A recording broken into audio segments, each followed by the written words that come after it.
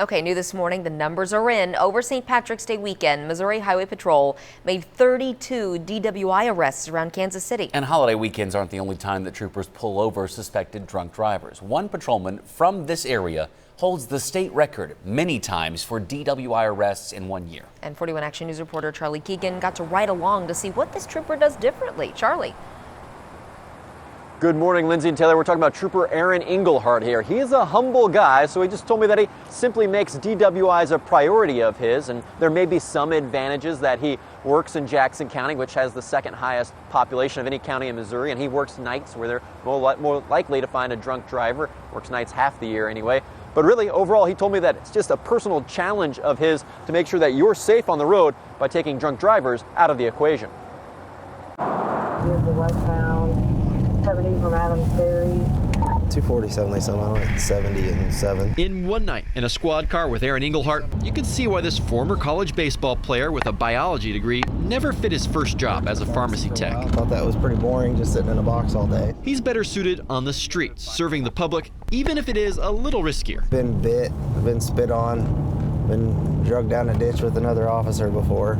Those are definitely memorable. The most memorable part of each of those cases is it took another drunk driver off the road. In fact, the 181 DWI arrests Engelhart made in 2017, it's the highest number of any Missouri State Highway Patrol trooper. He had the highest mark in the state in 2015 and 2018 too.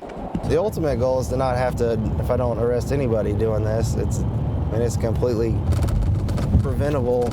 We saw firsthand, not everyone takes the steps to prevent it. He was having a lot of difficulty. On this first Friday in March, Engelhart helped fellow troopers investigate this man. He consented to a test. Turns out his BAC was about twice the legal limit. We can get back on the road and try to find another one. See, it's swerving pretty good. And a tip from a passing driver led Engelhart to this car, swerving in its lane. It's completely on the shoulder there. 247, they saw it. The reason I stopped you, you've been out of your lane, your speed's been varying quite a bit. We had somebody call you in and said you're all over the road.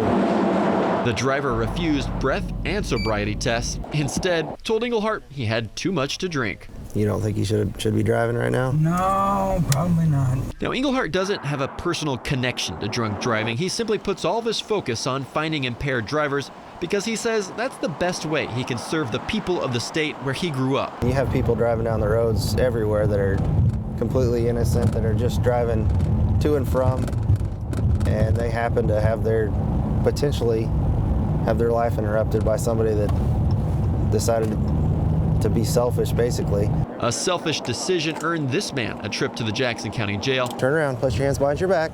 You're under arrest, you're driving while intoxicated. And his arrest closed the door on the possibility of him impacting an innocent person's life.